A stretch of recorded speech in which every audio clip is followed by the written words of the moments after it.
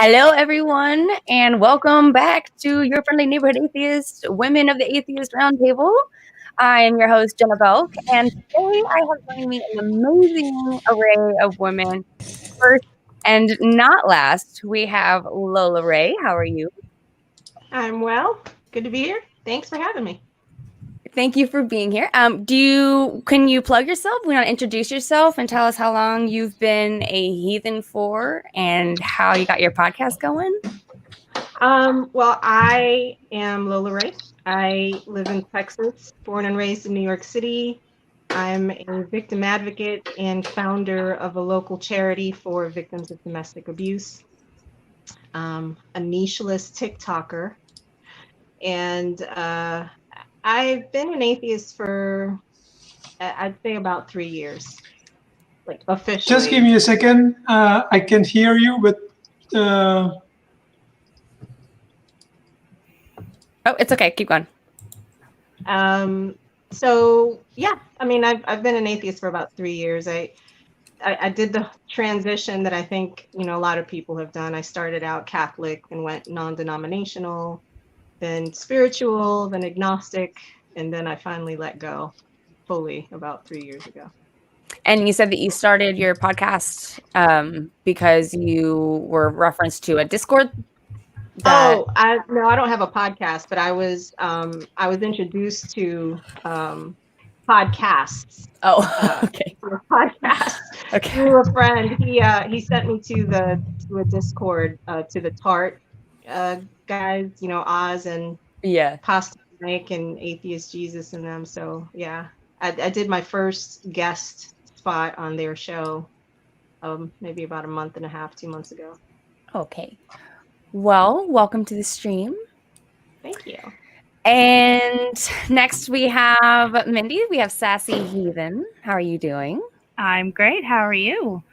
Fantastic. I haven't been on camera for a while, so I got to readjust. Well, your hair looks gorgeous. It's vibrant. I love it. Thank you. It needs to be redone terribly, but I tried to make it look as presentable as possible. It looks good to me. I love it. Oh, man. I wish I could dye my hair pink. I don't have the ovaries. Tell us about yourself.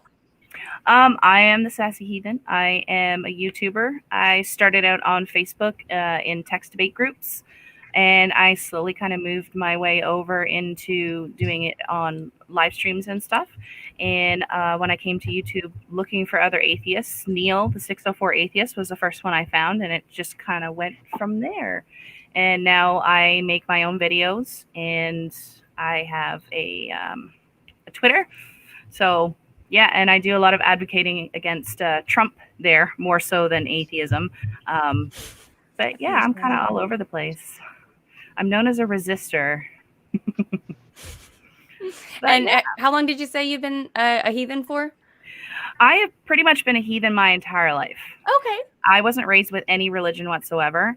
And as I came into adulthood, I kind of dabbled into Christianity and went to a church for a few years trying that out, but I didn't really believe. So then I switched and I became spiritual, and I was into like a lot of pagan religions. I thought I was a Wiccan for a while, and I found that I liked more the aesthetic and, all the pretty things that came with it, but it wasn't really a belief.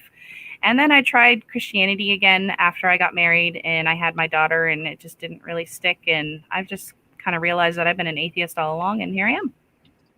Well, awesome. And thank you, and welcome to the stream. Thanks. Next we have Godless Granny. Hello, how are you? Hello, I'm fine. How are you? I'm pretty good. I'm excited to have you. I would love to hear more about your you said you were the newest heathen, correct? Yeah. I was born into a family that was Catholic, but my parents left the Catholic Church when I was quite young. I was only about 7, and so I was pretty much raised agnostic. I converted to Christianity when I was 16, and then I was a Christian for 42 years. And the Trump administration was part of why I ended up leaving the faith. He brought out all of the yeah, the hatred within the Christian right. And as I saw that, it's, this isn't Christianity. And I kept dividing myself into a smaller and smaller and smaller subgroup until I ended up a subgroup of one. But as I was doing that, I was also trying to reason through my faith. And as I was doing that, my youngest child, Robin, came to me one day and said, "Mom, Noah's flood was impossible." I said, "Really? Why?" and Robin told me, and I looked up some information. I said, "Wow, Robin's right." And then Robin said, "Here, watch this," and showed me Viced Rhino. And I said, "Okay, that's interesting, but I don't really understand that very well." That it was just a little bit over my head. And then Robin showed me Paula G, and I said, "That I can understand." Right. That's more my speed. And once I started listening to the overwhelming evidence that the Bible wasn't true, and I was raised, and I shouldn't say raised, but I had believed very strongly in sola scriptura. So all you have to do is break one point. In fact, there's a video of Aaron Roz that I thought was really poignant. He goes through the ark, and he's in front of a sign that says, "If the Bible is wrong at one point, then the whole thing is wrong." And Aaron says, "Well, I wouldn't put the bar that low." And I said, "That's exactly where I had the bar." And so as soon as it broke on one point, that was it. It just all evaporated. Congratulations. And welcome to the stream. Awesome. So next we have Cindy Plaza. How are you doing today? Hi, Tonight? Jenna. Yeah, tonight it's 2 a.m. here. I'm doing okay, all things considered. So I have a channel called The Path to Reason, where I talk about pretty much everything through the lens of critical thinking.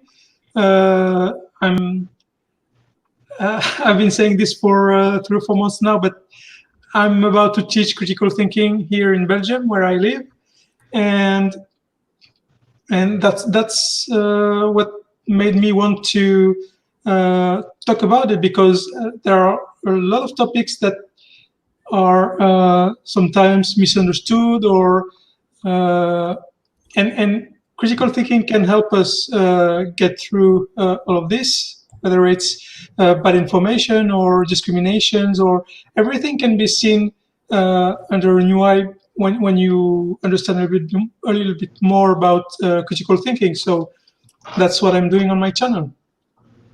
Awesome. Thank you for doing that, and welcome. Thanks. So this is awesome. So it sounds like we have kind of a group of people who have come together because of Trump, critical thinking, and community, right? I personally I became an atheist because I flipped from being pro-life to pro-choice, because there was one point in time where I realized that it doesn't actually matter when I think life starts, because it's a philosophical discussion and it's up to whoever is carrying the creature inside of them, and they get to decide if it begins at the moment that sperm meets egg, or the moment that it's born, or whatever. It's their body. And so from being able to switch from pro-life to pro-choice allowed me to start questioning, what do I believe in a soul? And that's what kind of helped me become an atheist. So I'm curious if I can go around the table and ask each of y'all kind of where your stance on the pro-life, pro-choice is, if you don't mind. Starting with Lola. I am pro-choice. I tend to steer clear of those. I think I'm finding the issue with the pro-lifers is that their argument, they're trying to dominate the discussion, and it's not as simple as when does life start and is this murder. It's about what happens beyond the womb. It's about how it impacts not just the child but the parents, and how that child's going to navigate through the world. It's just not a simple discussion. So I think, and they oversimplify it because it's all about outrage and morality and all of that. So yeah, I'm definitely pro-choice. Okay, good to know. Mindy, what about you? Sassy? I am very, very pro-choice, and I do spend a lot of time arguing over it with pro-lifers, and a lot of times I'll refer to them as forced birthers, because they seem to focus on the pregnancy and forcing the woman to be pregnant. But then as soon as the baby's born, then it's everybody else's problem. We don't need to worry about it. Don't be a mooch off the system. And I spend a lot of my time explaining that pro-choice doesn't mean that you're pro-abortion. It means that you're pro letting someone decide what to do with their pregnancy, with their body, and it's nobody else's business. And I think a lot of pro-lifers have a hard time understanding that it's not their choice. They don't get to make that for somebody else, and they wouldn't like it, if someone made that choice for them. So there's a lot of arguing that happens, but I'm very, very pro-choice. Okay, thank you. And what about you, Godless Granny? I am also very much pro-choice, and I say that life begins at viability. Because once a baby is viable, if there is any reason that a mother needs to terminate a pregnancy, all they need to do is an early birth. However, the moment of viability varies from person to person. And because of that, I think that the decision for abortion has to be a decision between a woman and her doctor. And one of the things I brought out in my stream was I had a friend who carried a non-viable baby to term. And she knew when she gave birth that this baby was not viable. It lived for 3 hours. But she had to carry this baby, for several weeks, knowing that it would never be viable. And I said, I could understand that perfectly, because even though I've never had an abortion, I carried a dead baby for 3 weeks. And I ended up having to completely isolate myself, because the way that people treat an obviously pregnant woman, and they come up and they ask you, oh, what do you do? And you say it's dead. And they're like, oh, goodbye. And I just couldn't handle that anymore. And so I had to just stay home. And, any woman who is carrying a baby that is not viable is facing the same thing. You've got to isolate, because, people just don't know how to handle that news that, hey, that this is none of your business. And so for that reason, I say it's definitely viability. But I also look at it from a legal standpoint as an attorney. When abortion was illegal, it was a law that people did not comply with. And because of the non-compliance, we saw a public health crisis. Women were dying by the thousands because of the non-compliance. And so unless we address the underlying issues that arise that cause abortion, we can never make abortion illegal. Mm-hmm. Yeah, thank you for sharing that. I've never heard anything like that. Yeah. Cindy, how about you, love? I'm definitely pro-choice. I tend to avoid calling pro-life people pro-life, because 99% of them are not pro-life. They're just anti-abortion. They just don't like to have anti-something as a label. So most of the time, unless the person in question claims and shows evidence that it's life that they care about, then only then I accept to use that term. But this discussion is a little bit puzzling for me, because I grew up and live in Europe, France and Belgium, and until in the last few years in France, there was no debate about abortion. I mean, it was done deal 50 years ago, and no one talks about it anymore. So sometimes it's really puzzling how something that's so well accepted in the population can come back through the talks of a very, very small group, because in France it's an extremely small group that is trying to go back to delegalize abortion, and they are very, very much vocal about this. and the attention they get is disproportionate compared to the number they are. But in the US, it's very different. I mean, it's a single issue for many people in the US. So I don't know. It's just puzzling. So does it seem like pro-life, pro-choice seems to be more of a U.S. issue? Yeah, it does. It does. Does anybody else have any questions for anyone?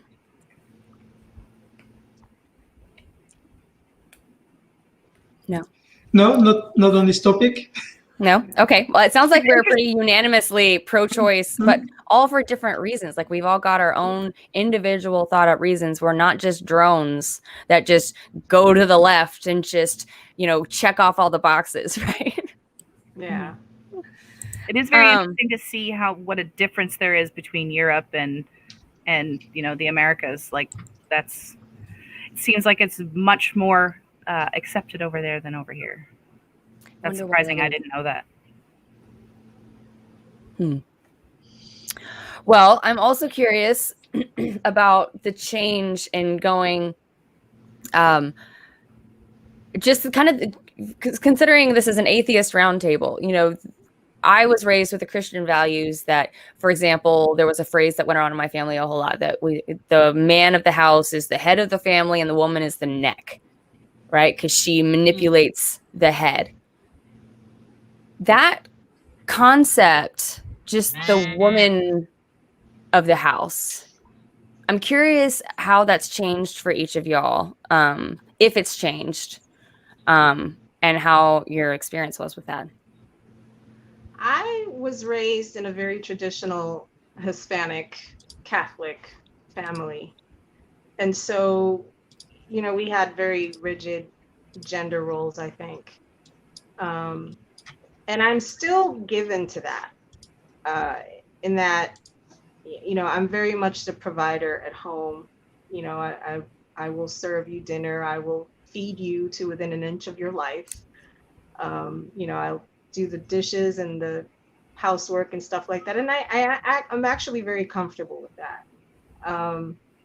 But I do see, I see how oppressive it is now as an atheist, those very rigid roles. For example, I am a survivor of sexual assault, and it happened to me as a child. I'm so And sorry. when I became old enough to understand those artificial constructs of virginity and purity and chastity, I realized then, or at least I was led to believe then, that I was damaged and that as a woman, I had less value. And so that followed me throughout my entire adulthood up until, I became an atheist, is when I realized how much that actually hurt me throughout my life. So, I mean, I don't know. I guess I feel like in a way it's teamwork when couples do that. The man goes out and he does the work, woman stays home. But when we see women as less than, when we see them as submissive to the husband or not an equal, I obviously I don't agree with that. And I feel like it's hard to create that equality under those very specific parameters that religion, imposes on us. Do you mind if I ask, are you having to make that adjustment currently in a relationship? No, I mean, I'm still, I think I probably will always be that person at home, the provider at home. If I'm in a relationship, living with someone, I'm probably going to do all the cooking, and I still serve their meals. You know what I mean? Like my last boyfriend would come home and I'd have dinner ready and I'd be like, "Are you hungry?" He's like, "Yeah, sure." And initially it was kind of hard for him because he's not a traditional person. But for me, it was, okay, we'll have a seat. I'll serve your dinner. So, I mean, I still do that, but it's not out of subservience. You know, it's just, Okay. I think it's more habit. Okay. What about you, Sassy, Mindy? I am actually the complete opposite of that. I grew up with no religion whatsoever influencing my childhood, and my parents divorced when I was very, very young. I think I was only like a year and a half when they separated, and both of my blended families were very female dominated, basically. So the woman made all the decisions, basically, and the husband just kind of went along with it, and that's kind of how I am, honestly. And I can't say that it's better than a male-dominated relationship or household, because I was married for 7 years to a very passive man, and I ended up having a lot of the responsibility kind of dumped in my lap. So, I mean, I was working full-time. I was raising 2 kids. I was taking care of my home. I was making sure all the bills were paid. And I think our marriage collapsed because I got so overwhelmed with having all of the responsibility that I didn't have someone that was there for me to help me. And now that I'm married a second time, I'm finding that there are times where I'm catching myself because I think I'm making all the decisions, and I'm trying to kind of balance that out so that I don't run into the same problem. But I mean, both ways, like having just one figurehead in the house just doesn't work. You need to be a partnership. You need to do things together, and that's the only way to be successful. Awesome. Mm-hmm. Godless Granny, what about you? I have a rather unusual past because I was raised by very progressive parents. However, it was the 60s and the early 70s. So what was progressive then would no longer be considered so. So my mother worked full time, and my dad, my mom was a nurse, so she was normally home by 4 in the afternoon. So during the week, she usually did all the cooking. But if my mom was working weekends, my dad did all the cooking. And so, you know, he definitely shared with a lot of the responsibility, which was very progressive for our day. However, we also had very sex-defined roles among us kids. My sister and I were responsible for cleaning the house and taking care of the inside, and my brothers were responsible for all of the yard work. One of the most sexist rules in our house, which I really could never understand, was boys were allowed to watch Monty Python's Flying Circus and girls were not. So my brother, who was 4 years younger than me, was permitted to watch the show, but I was not because I was female.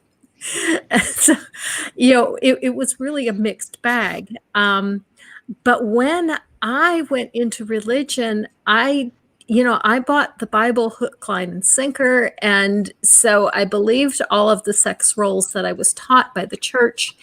And this is one of the things that was really, really difficult for me was, you know, trying to convince myself that my role was to be a servant to my family, and I was to completely ignore any of my own wants or desires for my family. And when what I wanted was so in conflict with what my husband wanted for a while, I started trying to convince myself that I was not a person. And I would get up every morning and tell myself, I am not a person. I do not have wants. I do not have desires. My husband is the person. And I went on like this for a couple of years until I finally just broke down and I said, I cannot do this anymore. I just, I can't, this is too much. And that's when I started recovering, when I finally admitted that I cannot deny that I'm a person. Good for you. What about you, Cindy?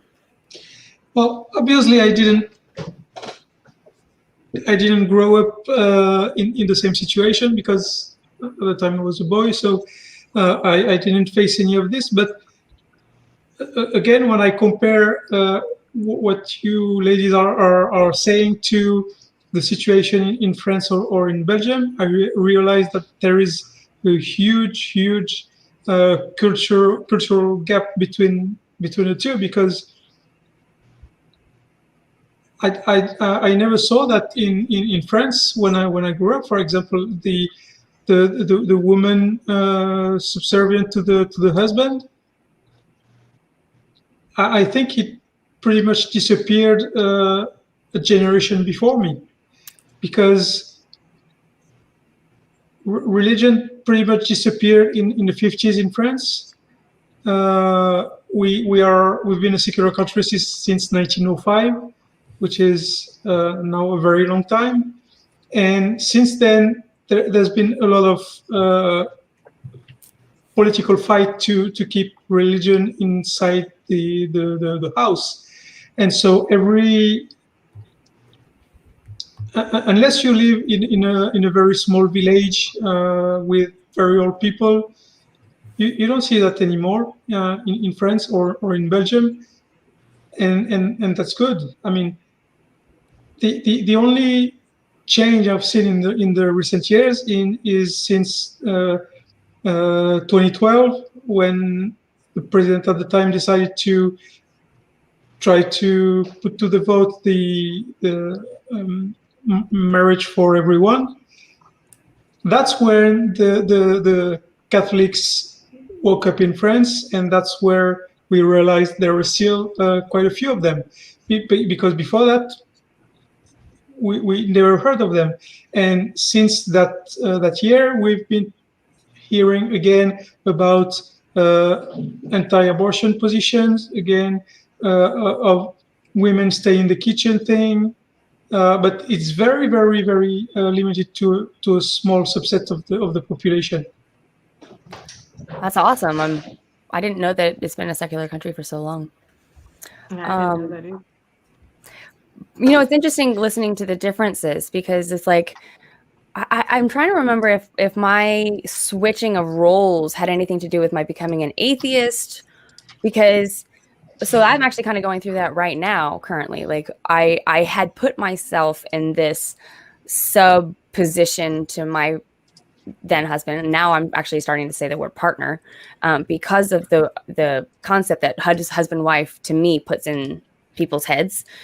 To me, it says husband wife, and so that's why me and my partner have talked about calling each other partners, because we have just talked about every little individual task, like the dishes or cooking, and just said, okay, well, based off of your job and the time you get off and what you have available, you know, what can you do and what can I do? What energy do you have? And we just kind of mapped it out. So it kind of sounds like it's similar to what Lola's saying, only instead of, it seems like you accidentally discovered that your role that you were happy in seems to be more traditional, right? Yeah. And mine is kind of back and forth, and Mindy's kind of on the other side, right? So it just seems like, and then Godless Granny is kind of learning, and Cindy's kind of learning, kind of new. It just kind of get with a new country, with a new generation. Just, you know, it's. I'm loving the juxtapositions here. I'm loving the. I was wondering if you think it's this shift in the view is related to the loss of religion, or if it's linked to the change in your life that led to the absence of a religious community. Do you think it's the belief, or if it's the social change that's the cause of this shift? For me? Yeah. I think that the shift in religion is what allowed me to start really evaluating the social aspects. Like, if it wasn't for the loosening of the religion, I don't think that I would have even given it a chance to consider that I might not have to be the person that has to do the dishes and cook the dinner and all that. Does that answer your question? Yeah. Yeah. Jenna, I have a question for Cindy. Sorry, go ahead. I was just going to say, it's really interesting that because I lived kind of the opposite way, that a lot of times I find myself, like, because my husband and I kind of have a joke in between us, like when he goes to work and I'll make lunch for him. Like, this is, since I've had my daughter the last couple of years, this is the first time I've ever lived my life where I've not had a full-time job.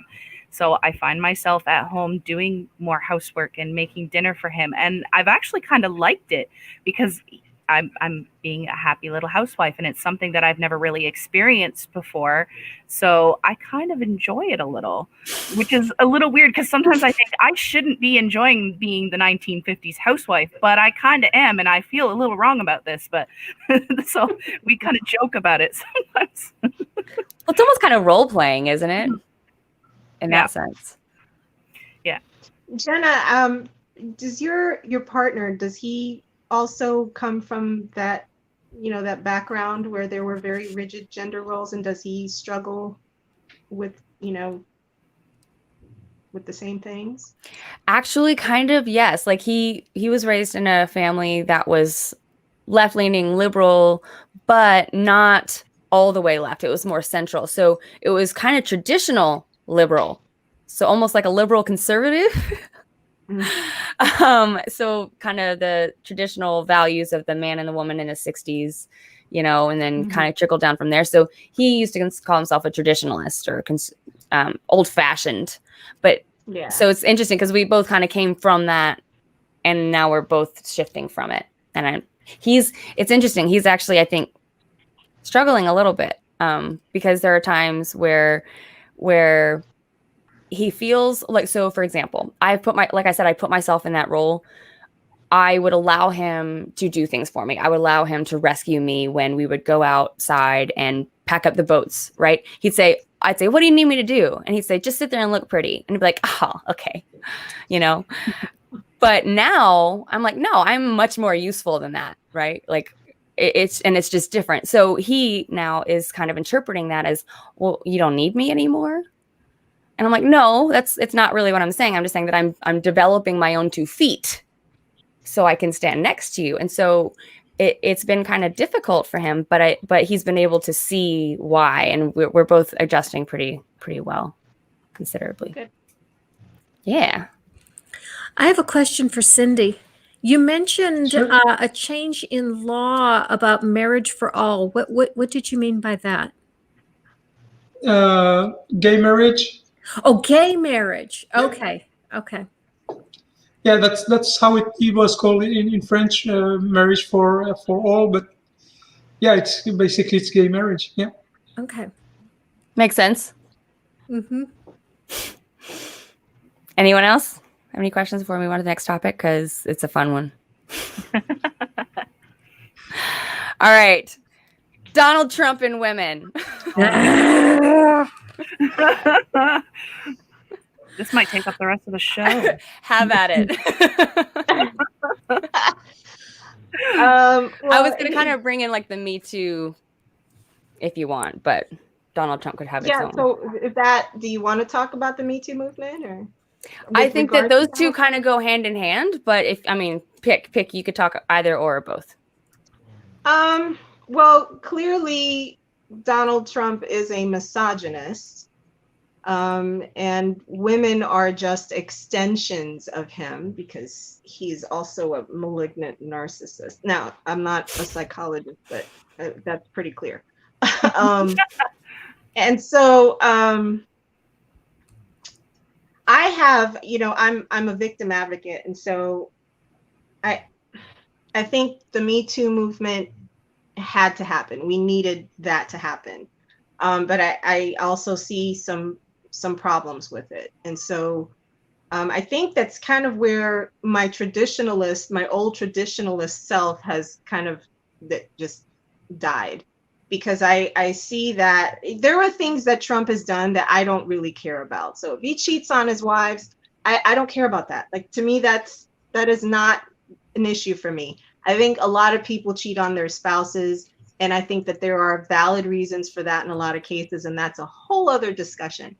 But that's not what makes him a horrible person to me. I mean, I think he might have gotten sucked into the idea that he had to get married in order to be an acceptable human being in this society, instead of just staying single and just, doing whatever he wanted, right? And I think that part of his deal is also, dominating the women that he's with, and that they're property to him and what have you. But Yeah, he's just a disgusting human being, and I don't think that he has a whole lot of limits as far as, you know, violating women. And where to even Where he's do you just even an start, right? You could go all night. awful person. I wouldn't put it past him to rape women. I wouldn't put it past him to, rape minors. I wouldn't put any of that past him. But Wow. he sees women as beneath him, as, again, extensions of him. They're not his equals. He would not be with a woman that ever felt she wanted to be his equal, or that he ever thought was his equal, or that he couldn't steamroll in any way. Yeah, he's just a disgusting, all kinds of bad words. Sassy Mindy. Oh boy. The biggest thing I think I struggle with is the women that support him. It doesn't make sense to me that someone can be so openly misogynistic and yet still be supported by the people that he's oppressing. I can't compute it, because how can you say that you support or just overlook it? It's almost as if they're just like, oh, that's okay. It's all right. He's just a guy. Like when he said, grab them by the pussy, and they're like, oh, well, that's just locker room talk. Like, how can you just dismiss that? I don't understand. Like, this is not okay. What is going on in your life that to you that makes it okay? Like, if some man was just walking around and said that, would you feel the same way? How can you just turn the other cheek? And then the way that the women that came forward, that say that he assaulted them, rather than scrutinize Trump, question him, look into him, everyone turns around and attacks the people that are making the accusations, have said, hey, this man has hurt me. And it pushes forward this idea that victims keep quiet, because if you don't, if you speak up and try to defend yourself, you're going to be the one that's blamed. It's your fault. You're going to be attacked. And I don't know, it's kind of like this big circular thing, like, well, why don't victims come forth sooner? Well, I mean, look at the way that you treat them. Do you wonder why? Like, it doesn't make sense to me. Like, this is, I don't know. It gets me riled up because I don't understand why there's women for Trump when, I mean, he obviously doesn't care. He doesn't care. Are there? Oh, Yes. yeah. It's a whole, yes. women for Trump. Yeah. Oh, yeah. Down in the States, there's all kinds of signs of women that support him, that put him out in their front yards. Women for Trump. They have hats. They have everything. Oh, yeah. I'm in Texas and I see it everywhere. Yeah. And I don't understand it. Everywhere. I mean, would they feel the same way if it was anybody else other than Trump? That's something that I wonder as well. What is it about him that gives him a pass? I don't know. Godless Granny. Frustrating. Oh, sorry. Oh, that's okay. I was done. Yeah, I live in Alabama, so I see it too. My state is overwhelmingly in favor of Trump, and fortunately, though, I have looked at a lot of the. I look at the polls daily, and the one biggest group that he's been losing has been women. But I also recognize that he does have a large following, and I think it's because of abortion. There are a lot of right-wing women that feel that this is, that this is a religious issue, and because of that, they support him, and that is the only reason they support him. But I think the most disgusting thing about him is the way that he treats women, and especially women reporters. He calls women disgusting and disgraceful, and the words that he uses to describe women are always worse than the ones that he uses to describe men. And that's just what you see. Yeah. And I want to say, Cindy, we love you. Absolutely, we do. Thanks.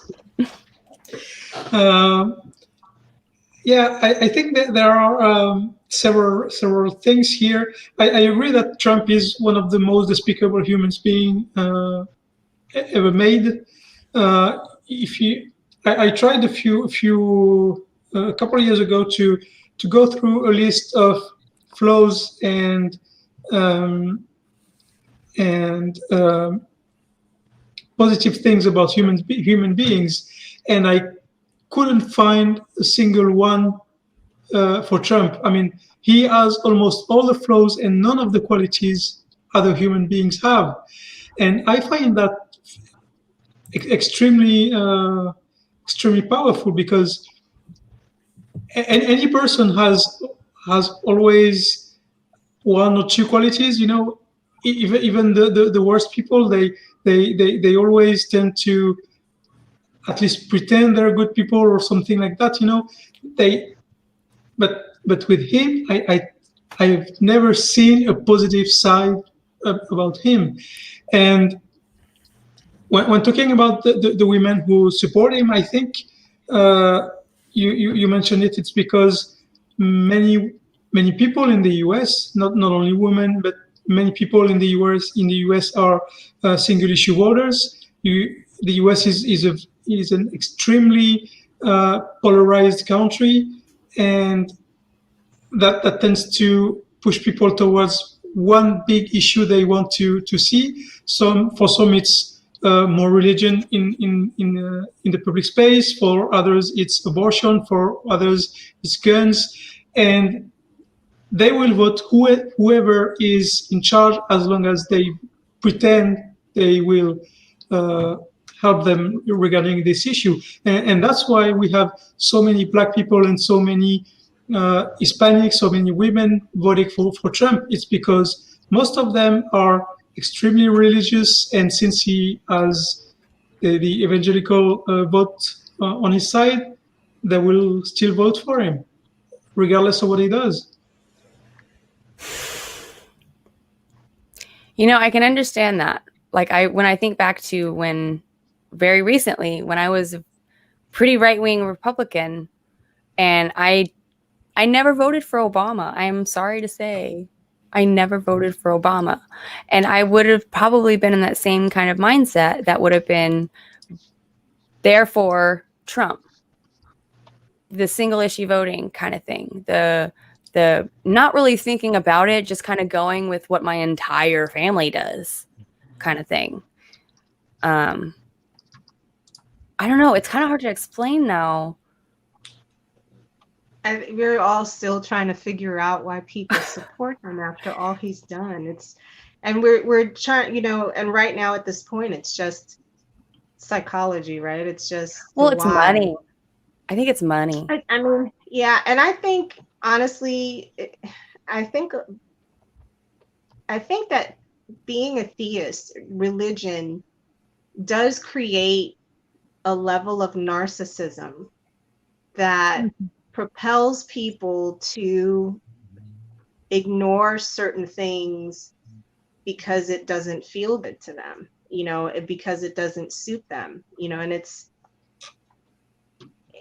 I mean, I pick up on it all the time when I, you know, hear, or you get on Facebook or Twitter or, you know, whatever, and see people preaching about, you know, how God is this and how they want to be like Jesus, and all the excuses for their support of him when they are the farthest thing from Christ-like there is. You know, all the reasons they give for supporting him, they almost, I'm not convinced that they're not just lying and pretending like they're dumb or that they don't see what's happening. But at the end of the day, it's about them. You know, it is about what they want, and screw everybody else. You know, we've got what happened in Puerto Rico is genocide. I'm half Puerto Rican, and I'm like screaming into the void about it. I feel like not enough people are paying attention, but they will excuse that, you know, and they'll find ways to justify what he's done. But I think religion does breed that selfishness, that narcissism, that lack of empathy in for other people. I think there is also this thinking that authority has to come from one single person, and more importantly, a man. And that's why I think he's got so many people behind him, because he projects this image of a strong guy. He's definitely not. He's weak. He's pathetic. He's scared of everything. But I think that's what appeals to his base. He looks like he pretends to be a strong guy. His discourse on law and order, his talk about how he talks about women, how he talks about poor people. All of this is him projecting strength to his people, and that's why they don't care about what he does, because most of what he does to them is a sign of his power. One of the things I think, sorry, Jenna. Go for it. Go for it. Having been in the religion for so long, there was so much respect for the pastor, and you followed what the pastor said and what the pastor did. And almost every church I went to, when it came close to election time, the church can't officially take a religious position, but they can say there are voting guides out in the narthex. Please pick up a voting guide on your way out. And those voting guides would tell you who to vote for. That sounds ethical. I think too, part of it is because there's so many things out there where a lot of Trump supporters will lay facts out in front of them and say, this is what happened. Here's the facts. Here's the statistics. And they just dismiss it. And a lot of them are like, oh, well, you're being lied to. It's just the media. They're lying to you. It's not the truth. And a lot of these people are religious too. So if you can accept a belief in a God and Jesus without questioning that, without real facts to prove that they exist, then it's a lot easier to accept other things without facts. And, so I think it kind of goes hand in hand. Like if you can believe one thing without evidence, then you can believe something else without evidence. And then when evidence is presented to you that contradicts or challenges your belief, no, I don't want it. Just go away. This conversation's over, or it's a lie. You're being lied to. It's not true. And I mean, if you can dismiss it, I think that has a lot to do with it for the religious ones anyway. Well, and the belief in God, faith is really it's an emotional position. It's not, you don't need facts or evidence or any of that. It really is a purely emotional belief. And so, yeah, I mean, I could see it makes total sense that they would emotionally accept Trump. Because he is a very emotional person as well. All of his tirades and everything he does, and people think that his lack of restraint is a sign of power and strength. And all of his arguments are emotional, and they can identify with that. So what do you think that we can say to women like this? What is it? How could we get through to these women that we feel should be able to relate, should be able to understand what's happening, but we feel are just not able to see it? What can we say?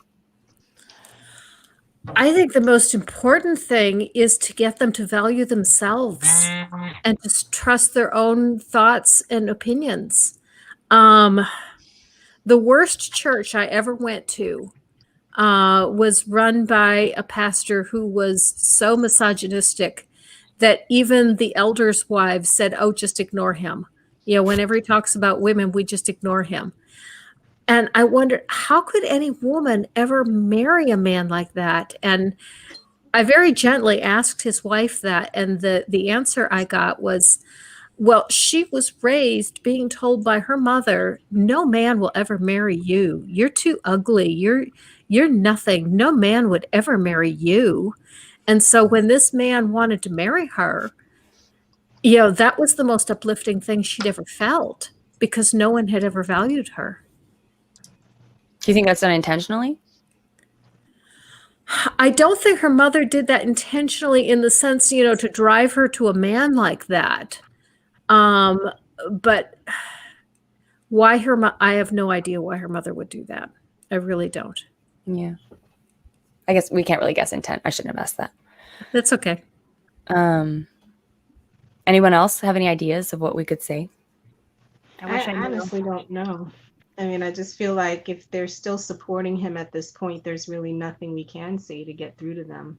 No, if they've supported him through all of what's happened already, I just feel like we've gotten to a point where there's going to be nothing that changes their mind. Mm-hmm. Wow. God, that's just so sad to me that we've come to that point. Yeah. I have a close relative who is a Trump supporter. And One. Yeah. What'd you say? I'm just kidding. Oh. Go ahead. And I know that there is nothing that I will ever say to change her mind, so I don't bother. I wonder if it's maybe if we asked if the straight epistemology approach, if anyone's tried that, if it's worked on anyone or worked for anyone. Y'all familiar what I'm talking about? The straight epistemology approach? So just for any listeners who aren't aware, straight epistemology is basically when you ask questions to try to expose the methods that somebody is using to come to realize, to believe whatever it is that they believe in. So for example, when you're raised in religion, you may not actually spend the time to rationalize your beliefs. And so it's kind of a way of exposing how you got there. So I think that a lot of people aren't even open to that because challenging your beliefs is very scary. So to have someone come to you, before I really realized, like fallacies and these arguments and things like that, if someone had approached me about one of my beliefs to ask me how I got there, I wouldn't have been able to tell them. And I would have questioned, okay, well, why do I believe this? But a lot of people kind of shut down when you kind of go to their core beliefs and they don't want anything to do with it. And it's scary. So it's easier to shut it down and say, I don't want to talk about this. I don't want to have anything to do with this. And I think that's what a lot of people, especially that people that are still Trump supporters now, that have survived the whole Trump escapade and are still supporting him, are kind of at that point. Those are the kind of people that are still supporting him. how many of you would you say interact with women who support Trump on a daily basis? My mother-in-law. Mother-in-law? So, quite often. Yeah. But there's quite a few that I talk to on Twitter or that I've known over the years. Yeah. I don't. I don't even bring it up anymore. I've cut them out. I can't. I mean, I'll come across them on social media. I had one, I think today or yesterday that was coming after me a bit, but I just feel like they're just so far gone. There's nothing you can do. So, Godless Granny, Cindy, do y'all try anymore? It depends on who it is. For the most part, no, because the people that I know are entrenched, and there's nothing I can say to change their minds. Yeah, there's just no point, and if you try, you're just going to destroy the relationship. Mm-hmm. There's one person in my life that I don't think is necessarily a Trump supporter, but is definitely, very much the right-wing train of thought. But our relationship is so broken already that, I wouldn't dare talk about anything like this because it would destroy what's left of it. But someone that's more open, yeah, I would. Cindy? I don't have any Trump supporter around me, but one of my brothers was he is Le Pen supporter, which is pretty much the same. Marine Le Pen, who is the right wing party in France, and the last time we talked on Facebook, I posted something about what she said, and he attacked me like crazy, like you don't love your country, blah blah blah, etc. This kind of bullshit. But if I were in that situation again, I think I would try to make a diversion. I mean, try not to. I don't believe that anyone is irredeemable, because you have some extremely religious people who left faith. So I don't think it's impossible to change their mind. We just have to find the right method to touch them. And sometimes the right method is to show them the same reasoning they have with Trump with something else. Just never talk about Trump, but talk about other things and apply their reasoning to other topics they already agree with you. And I think that's one way to at least make them think a little bit. Well, I've definitely tried that. It just didn't work. It just doesn't work. I see, and that's the thing. I kind of am at a point where I don't believe that everyone is redeemable. I don't think you can save everyone. I think a lot of people are just, they're this way because they are. And they're not going to give up their ideologies because they're comfortable there. And they're not going to give them up even when they're a danger to other people, because they're comfortable where they are, because it serves them. Mm-hmm. But yeah, I just don't like. I'm kind of at the place, and as a person of color, I'm kind of the trifecta of what they hate. I'm a woman, I'm Latina, I'm bisexual. Well, make it 4. I'm also an atheist. So, I mean, I'm an at-risk person from their ideologies. And so I've kind of reached a place where, okay, I hate that they are this way, and I wish there was something I could do. And yeah, this might be the reason why they are this way, but they're a danger to people like me, and I have to accept that they are what they are in order for me to be able to identify them as the enemy, so to speak, and be able to protect myself and my people. If we don't accept that they are this way, that they are a danger, then we can't protect ourselves. We can't, we have to look out for ourselves at this point. Yeah, and it is what it is. I totally agree with everything you just said. You just need to choose your battles.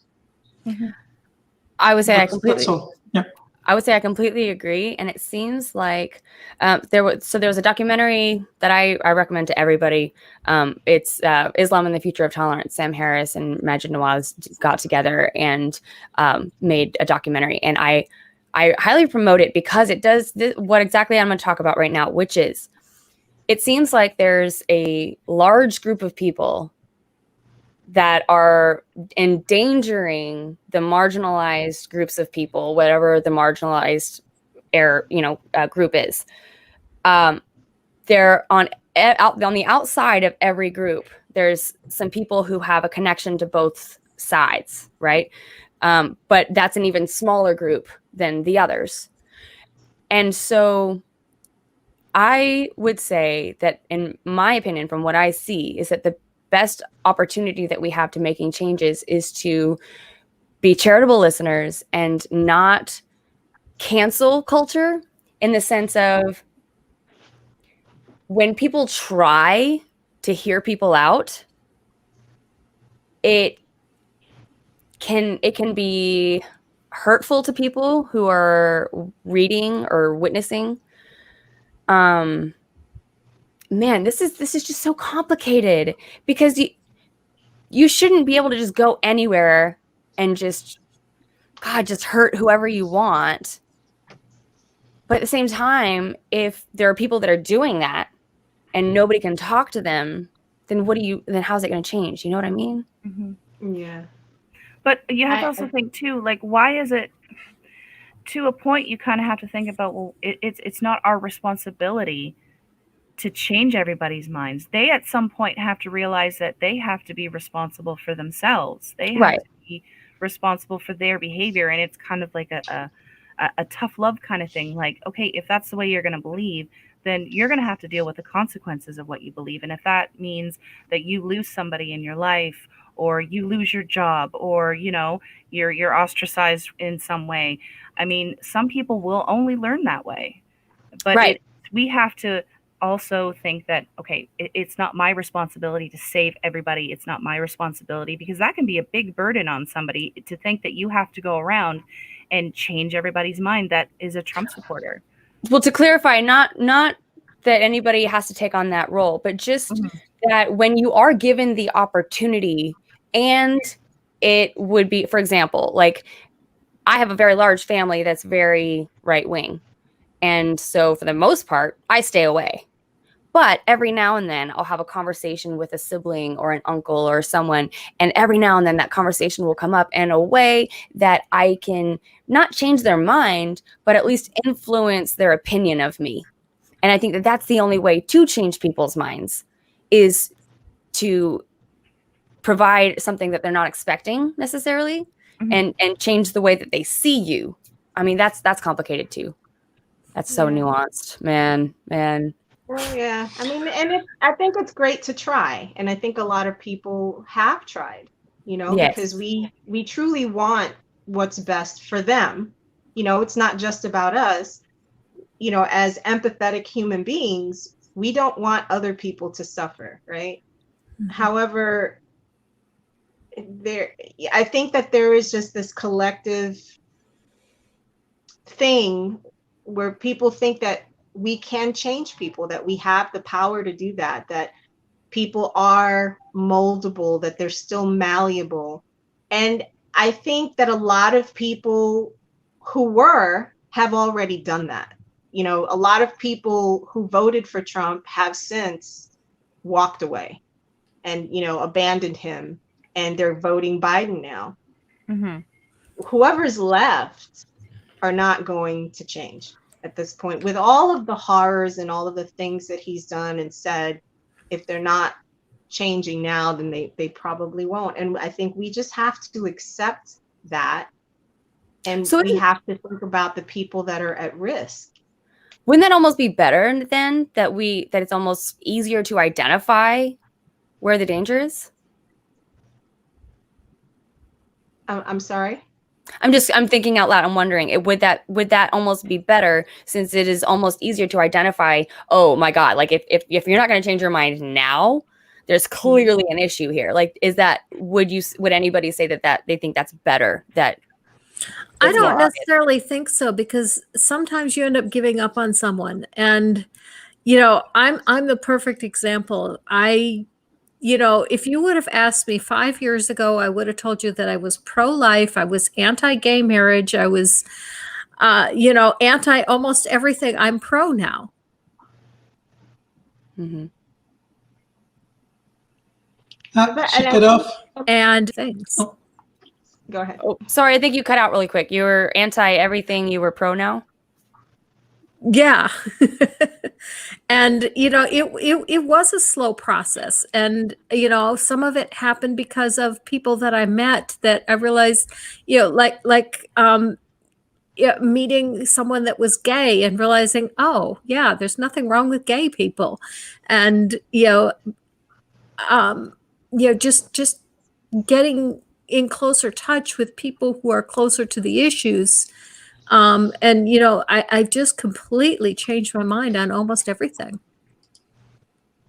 And I think that's great, and there are a lot of people that have, but not everyone will. And you have to, at some point, decide, do you keep trying and you keep hoping and you keep, I think a lot of it too is we're imprinting our empathy onto other people. We're just kind of hoping and wishing that they are capable of the amount of empathy we have.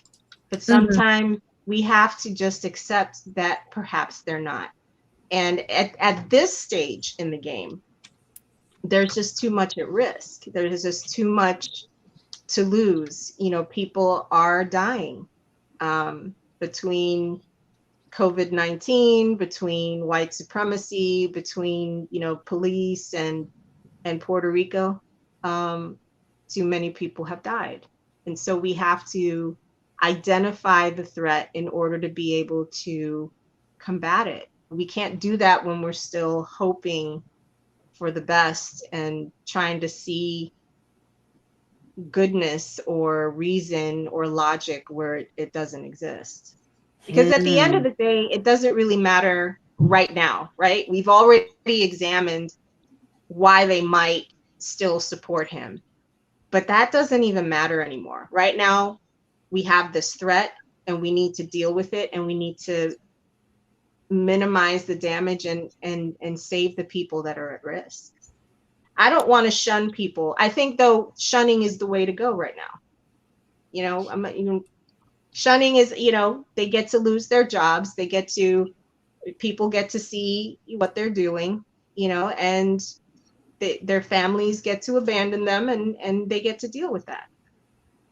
The problem is that when we go to extremes, they just keep going to extremes. And it's just this extremes battle of who can cut who off harder. Right?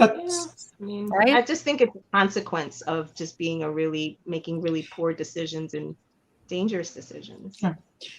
Yeah, I think that there's a balance to be found here, because on one hand, I agree with you, Lola, that they need to feel the consequences of their actions. On the other hand, I think you can still do both. I mean, you can still try to fight Trump and his supporters publicly, and by voting and by your actions, whatever they are, but it doesn't prevent you from trying individually sometimes when you meet someone to change their mind. And something Jenna said struck me, because I mentioned earlier I think there's openings and. Oh. Sorry, Cindy, go ahead. Yeah, I mentioned earlier how polarized the US is, and that creates an us versus them mentality. And I think one of the best way to change people's mind is to reduce that huge gap there is between people, and the only way to do that is by showing who you are, and that what you are is different from what they think you are, as you said earlier. And I think, in retrospect, that might be the best way to fight them. To at the same time ridicule their weirdest ideas, but on the other hand, showing them that you're not what they think they are, what they think you are.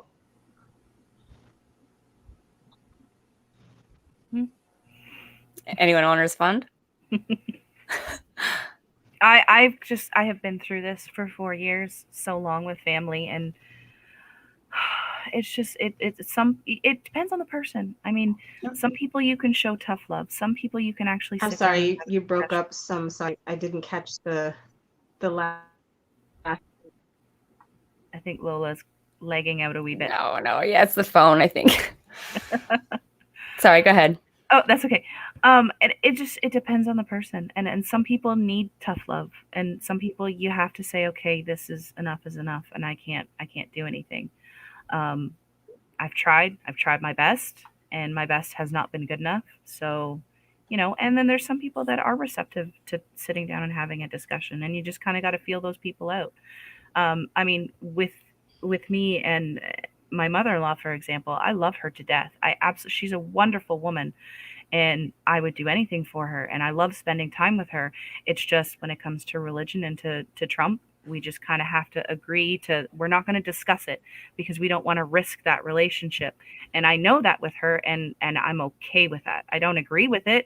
I don't agree with her views, but I value that relationship too much to risk, you know, sitting down and trying to change her mind, or to even discuss it with her. And then there's other people where you can talk about it, and you can maybe weasel your way in there, and hopefully, you know, let them see it from at least your point of view.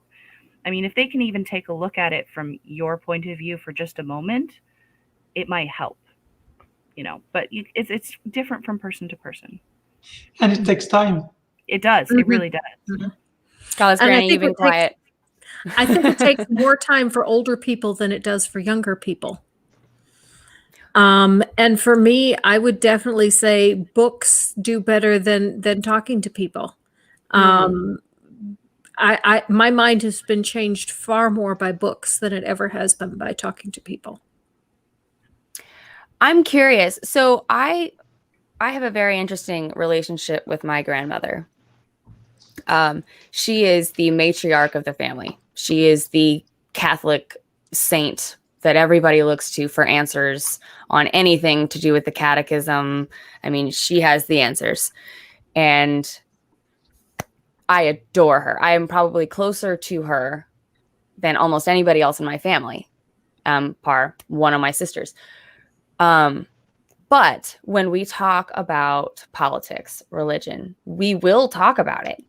And we will be very blunt with each other and very, it's actually interesting. My father-in-law, before he passed, he was listening to us one time and he's like, you're talking to your grandmother like that? I'm like, oh, she's tough. She's tough, right? But I'm completely honest with her when she says something that is just completely off the wall. Like when she starts talking about how, oh, well, they're getting tested and they're testing positive, but they don't have any symptoms. Okay, Grandma, this is what asymptomatic means, try to explain that. Right. And then try to ask her questions. Where did you hear that? Did you hear that from Fox News? Did you hear that from a person? We're very honest with each other. God damn it. But we don't get far. But that's the first stepping stone, though, is that you've gotten past that. Well, you have to tiptoe and walk on eggshells and say, well, maybe I shouldn't say this. So, I mean, at least you've taken that step where you can be honest with your feelings and you can sit down and talk with her, and then you can kind of just progress from there. But you've kind of made that first step. Like with my mother-in-law, we can talk about all kinds of other things, but we kind of do that whole tiptoe dance where we have to make sure that we're not talking about politics, we're not talking about religion, because we don't want to hurt each other's feelings, right? But you've got that level of trust with her that you've got your foot in the door, basically, where you can just kind of progress from there. Well, I guess that's not even just the first step. That's what the goal is, right? Is to be able to have an honest relationship with somebody. It's not, the goal isn't for her to agree with me on everything. Yeah, that's true. Right? The goal is for us to be able to be honest with each other. Yeah. I think one thing you do have to deal with, though, is the age difference. And as an older person, when I hear young people coming to me with new ideas or ideas that are my age and experience, I know better. But when they come to me with something and I'm just not sure about it, usually I'll go off on my own and look it up. And if I confirm what they said, that's going to change my mind, even if I didn't say anything to them while they were there. But you would change your mind. Yes. Even if you heard it from somebody younger than you. Oh, yeah, because I became an atheist because of my son. It seems like that's the most prevalent thing in my family, is that if you're older, you don't listen. I'm sorry, I'm changing this from Women of the Round Table. Women. I mean, I'm just still talking about Trump and religion. I guess we've kind of gotten off on a tangent. Do we want to bring it back to a new topic, or do we have anything that we want to ask each other or summarize? Anything that you've left unsaid? I think we have. It was a good discussion. Yeah. Do we have questions from the chat? That's a good question. Also, we do have, well, we're not at the end yet, are we? Well, I guess we are at the end. Do we have questions from the chat? Let's see. I think a lot of people snuck off to watch the debate. That's true. The vice president debate tonight that started at 9. I know my husband bailed on me to go watch that. That's actually probably a good cue, actually. Let's go watch Trump. Actually, it's Harris and Pence tonight. Oh, it's not Trump. It's Harris and Pence. The other? Pence. Yeah. That would be a lot better than what I thought it was. Okay. Well, thank y'all so much for joining and for being honest. Oh, I'm sorry we lost Lola again. Do y'all want to, let's see, can we go around and plug anything that you can that you want to share about where we can find you? We will finish with the patrons. Cindy. So yeah, my YouTube channel is The Path to Reason. I don't have a Patreon yet. I don't use Twitter. I'm trying to focus people on my YouTube channel. So if you like it, please like and subscribe. Okay. You can find me on YouTube, the Sassy Heathen, or our order keeps changing. I was like, I'm last now. I know. I'm sorry. It's okay. Go ahead. The Sassy Heathen at YouTube and at Heathen Sassy on Twitter. And I am Godless Granny on YouTube, and I will have a video coming out later this week. I missed a full day of production today because I had some other things come up. So I'm not sure exactly when it'll come out, but it's going to be on homeschooling material and science denial. And then next week, I'm going to be hopefully doing a collab with Mama Atheist on climate change. So I'm all over the place as far as issues go. And on Twitter, I am Kelly Pearsall3. Awesome. And Lola, do you have any way that you want people to get in touch with you? Oh, I am at It's Lola Rey on Twitter and La Vida Lola on TikTok. Awesome. Thank y'all so much. And I just wanted to thank all the patrons that are watching YFN Atheist, your friendly neighborhood atheist. We have Cindy Plaza, Kenneth Leonard, Kathy Letto, even Davenport, Bestname Ever, and the Blazing Wizard Pope. Thank y'all so much for contributing to this amazing show where we get to talk about all kinds of atheist problems. And thank you, ladies, for joining me. Thanks Isn't for having that me. corruption? This is great. Isn't what? Corruption? Paying for a channel and then appearing on it? Yeah. Conflict of interest there, Cindy. Yes, conflict of interest. Yeah. I'm not really here. No, it's called self-support. Yes. Okay. Yes. Supporting the brand. Let's say that, yeah. Anyway, thank y'all so much. And y'all catch Thank the you. debate and spread love and happiness. Have a great Bye. one.